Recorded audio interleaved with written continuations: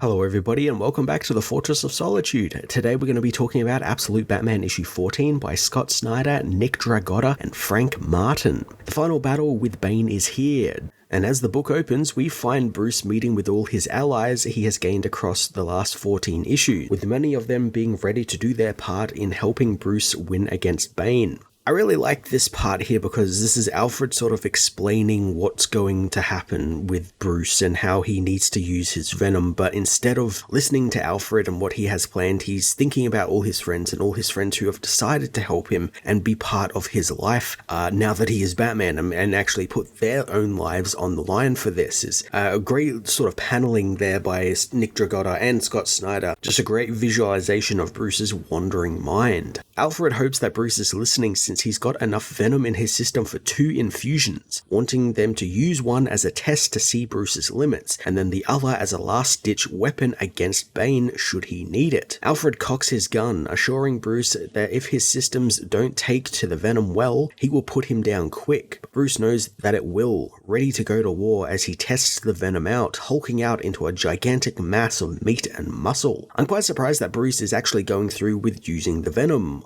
I did like the idea that I had of Bruce figuring it out and how to properly regulate it to his advantage, but this is something beyond that. He's literally becoming the Hulk Batman. Nick Dragotta's design for the venomized Batman is really cool too. The bat features are more prominent, and I like the idea that the mask looks like his actual face now, and it kind of like molded into his skin, alongside the big grinning teeth look that he makes that gives Bruce the visage of this demon. As the test is deemed a success, the news breaks on Mayor Hill's new press conference, where the corrupt official assures the people that Batman's claim of monsters hidden under the streets are false, and Batman is the only monster in Gotham, and what he has planned for the Veterans Arena will not be happening, and everyone is to adhere to the curfews still in place. As Hill steps off the air, he tells Bullock that the fight is indeed still happening at midnight, and he's got orders from above that no one gets within 10 blocks of the arena, except for Batman and Bane. I adore how, despite him not appearing all too often, we are still seeing the influence Joker has on the world, and just how a mere comment or a gesture can cause entire cities to fall in line and follow his orders. He doesn't have to be there to, have an effect on these people. It gets me even more excited for him appearing fully in the next arc and getting to learn a bit more about him. Elsewhere, Selina has a little chat with one of Bruce's helmets. Not sure if he can hear her, but if he can, she hopes that he has a damn good plan to combat Bane with. Bane meanwhile tells Dr. Arkham that he is counting on Batman still having 1 infusion left in his system, since if he can tolerate it, Batman will become Arkham's new project, and he can finally go home to Santa Prisca. Arkham explains that after this fight, Bane's systems will need a long rest, and Bane laments how all he wants to do is rest, but he still has one more fight. I really like this characterization of Bane in this universe as this guy who's fighting this never-ending battle, much like Batman, but for all the wrong reasons. Really, he's just a guy who's been manipulated and taken advantage of by Joker, who's forever holding his family and freedom and his island over his head, as long as he does that one last fight, quote-unquote, but it's always one last fight with Bane, and it really makes me wonder if he does want to go home or he just loves the violence and the war so much that he just wants to stay. He can't give it up, he's addicted to it. It's a thoroughly interesting take on Bane and one we've never seen before, and it's great that it's getting explored as much as it is. The book then finally gets to the main event, coupling it with another main event as we get to see portions of Wayland's fight with Bibbo Babowski. Bane arrives in the old arena, calling out for Batman as Harley Quinn orders the Red Hoods to hit the lights. Massive floodlights illuminate the area, revealing Batman waiting downfield as Alfred reminds him of the plan: wear Bane down and keep the fight on Bane until he uses up all his own venom infusions, and then only then is he to use his own infusion. Batman shuts him out as he calls in Harley again, getting her to bring in hundreds of camera drones so the public of Gotham and the world can watch the fight unfiltered and not be dictated to by the Joker-run media. Bane is completely fine with all of them watching, hoping Batman has actually learned how to fight this time so they can have some actual spectacle. Years earlier in the arena, Bruce and Selina meet with Falcone, who tells them that Wayland is to go down hard in the 7th round with Bibbo, and if he loses, they will all win big. Wayland begins fighting, and the commentator mentions that he has no one in his corner, being that he fired Bruce, and he's doing this all alone. I like those parallels between Wayland's fight and Bruce's, where Wayland is alone all thanks to Bruce's actions and what he did making deals with Falcone, and kind of going behind his friend's back. And from what Bruce has learned, you need those people in your corner, and it's why he's got all of this help with BANE. He's not doing it alone, and I really like that he has that support network that has been built over the last 13 issues. BANE calls for Batman to make a move, and Batman literally does just that, stepping on a detonator in front of him that blows up one of the skyscrapers next to the arena, toppling the building down onto BANE, calling the move the Welcome to Gotham. Batman using Gotham as a literal weapon or as an extension of his body has been kind of a hidden power for the hero here. He's used Gotham's infrastructure and his advantage as being an engineer a few times throughout this series, and it's always been a real showstopper. It's been really cool seeing Batman actually utilize the city he protects in that way. As Wayland employs his own tricks in his fight against Bibbo, Batman has even more up his sleeve as Alfred speeds into the arena in the Batmobile, firing harpoons into Bane's back before launching the mining vehicle right into Bane, spearing him with the front lance of the vehicle. Dragotta's art throughout this entire fight is just so good. The scale at which Bane has become after hitting the Venom is just insane. It makes the giant Batmobile look like a Hot Wheels car. Like, Bane is massive in this. There's also one panel where Batman is leaping over Bane's arm, where Batman is just so fucking small compared to Bane, and we know with like the added fact that, you know, this Batman is like 7-8 feet tall, you know, almost 600 pounds, so he's not a small guy, and Bane is like 40 times bigger than him, so it's just an insane sort of scale there, and I like that Dragotta is able to capture that very well. Bane easily flips the Batmobile, unfazed by what Batman is doing.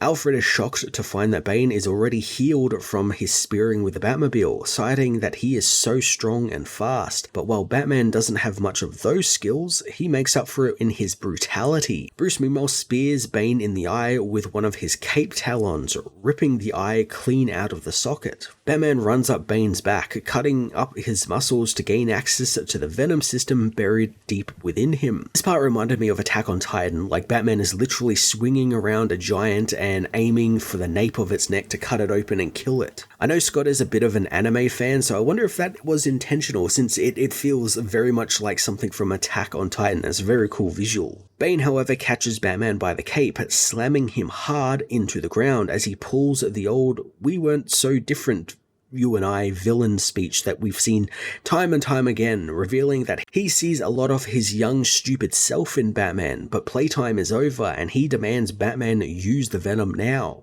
Harley calls for the Green Machine to be released, and the Red Hoods unleash Killer Croc, who leaps onto Bane, biting him with his huge maw of a mouth. Bane pours more venom into his body, growing even larger as Batman begins chopping into his thick legs with his axe, causing Bane to toss him into the nosebleeds. In the past, Wayland begins losing the match against Bibbo, and Falcone is happy, and maybe even getting a bit too much into the game as he calls for Bibbo to hit him again and again. Bruce and Selina slink away as Falcone continues to cheer for his fighter.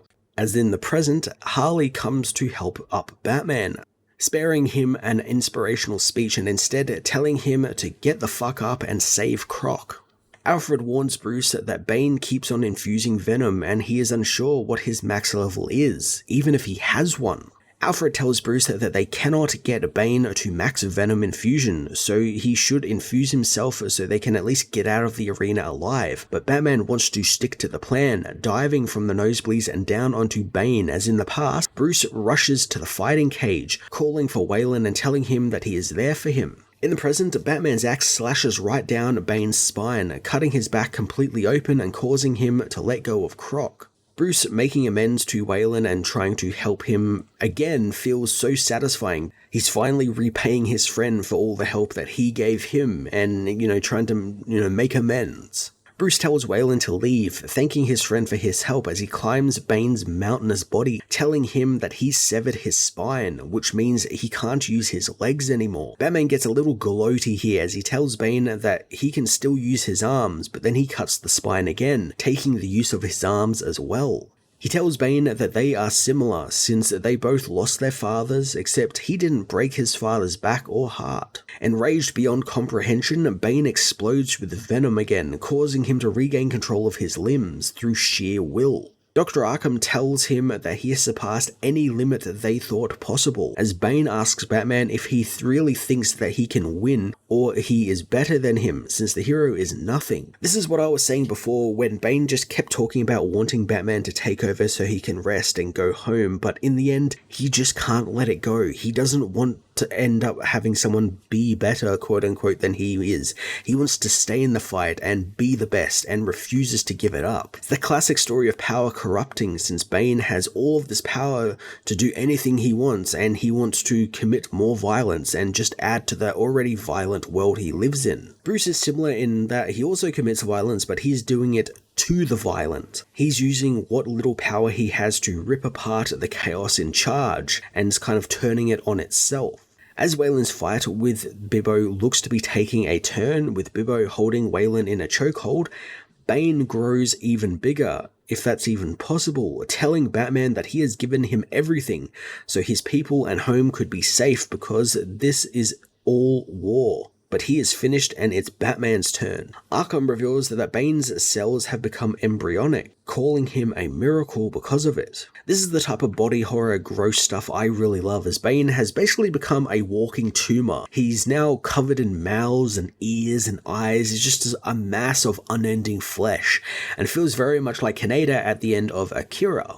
Bane demands that Bruce use the venom, and Alfred tells him to, since it's the only way they get out of there alive. Beaten, broken, and bloody, Batman tells Bane and Alfred that he will use the venom, calling for Catwoman, who uses her gun to shoot 5 venom-filled darts into the spinal cord of Bane. In the past, Waylon manages to flip Bibbo over, driving the man's head into the ring floor hard and taking him out of the fight. Kind of like that idea that Bibbo, who was this accomplished fighter, kind of lost it all and kind of became an idiot because of Waylon and because of his fight with Waylon. We see that moment where Bibbo kind of becomes an idiot and gets that brain damage, which we saw he very clearly had when he was sparring with Black Mask before he died. Bane, meanwhile, pleads with Batman to stop, but he doesn't, tossing his axe into the spine of the villain and breaking the venom-infused device, causing Bane to explode in a mess of guts, blood, and venom. Alfred is shocked that Bruce somehow managed to pull it off, wondering how, as 2 days prior, it's revealed that Riddler helped Bruce remove all of the venom in his system, draining it all out into several vials, one of which Catwoman took and injected into her catnap darts. In the past, Waylon is announced as the winner of the boxing match, something Bruce is happy about since he bet everything on Waylon, never going against him like Waylon thought. Bruce using the exact same strategy he used with Waylon during his Bibbo fight with Bane and to take out Bane is, bet it all on himself to win is a nice parallel. I quite like that. It proves that he could do it and didn't need a venom handicap or anything of that sort. He did it without using that crutch that Bane has been resting for most of his life on. Batman did it as just a guy, just like how Waylon did it, and in turn that makes him so much stronger than Bane. He didn't need the fancy gadgets or powers to win, just smarts. As Batman crawls out of the mountain of viscera that was once Bane, Alfred soon realizes how he won, since all of these kings and generals and masters of war always fail to take into account is that for some soldiers, winning isn't the point of war, it's about doing what is right, and Batman is fighting to fight, and the fight is the point. Batman dumps Bane's carcass into the Gotham Bay for the world to see and for Arkham to pick up, as Oswald and Harvey watch the event via the TV from their hospital room, elated that their friend won. I kind of really like that, like Harvey, Oswald, Riddler, all these guys didn't turn into villains. They got completely fucked up by Bane, and it didn't drive them to villainy, at least not yet. I imagine there's probably going to be something where maybe they do come to blows with Batman, but I do like that they are just still his friends and they still want to help him out. I think that's a really cool change. Later on, Selina leaves Gotham, refusing to let a stewardess take the case she has on her lap, as it contains one of the vials of venom from Batman. So this has got to be set up for the Catwoman mini we're getting very soon, since Selina's backstory is still largely a mystery. We know she's some sort of thief and has had run-ins with the Joker before, and maybe even implied to have done work around Joker's empire before, so she could be stealing this venom to sell to someone, I guess, and only time will tell. I'm really excited. It's a cool little teaser of what's going to happen with Catwoman. Now we come to our final page, a page filled with many twists and turns, as it's revealed that Dr. Arkham was able to actually save Bane, who is now nothing more than a brain and bits of a spine and 2 eyes, which actually makes him look like Kane, the bad guy from RoboCop 2. Now I don't want people to say that Batman kills, since Bane very much survived that fight. Batman just dumped him on death's door. He took him right up to that edge, which is something I kind of like that this Batman does. He still gets that code of, no killing, but he can still do the ultra violence because he's thought about where to cut someone's arm off, or how to hurt someone in such a way that they don't die. Arkham tells Bane that his cells are such a marvel, but she's really there since someone actually wants to talk with him. She boots up a computer for Bane where Joker talks with him, assuring him that the whole incident is just a minor setback, and while he knows Bane wished to retire, Joker believes that would not make Bane happy, since he loves war way too much. So to ensure he never has any doubts again, it's revealed that Joker has Santa Prisca and Bane's family nuked from the face of the planet. So now all Bane can think about and do is war. Joker continues to prove that he is just the literal devil of this world.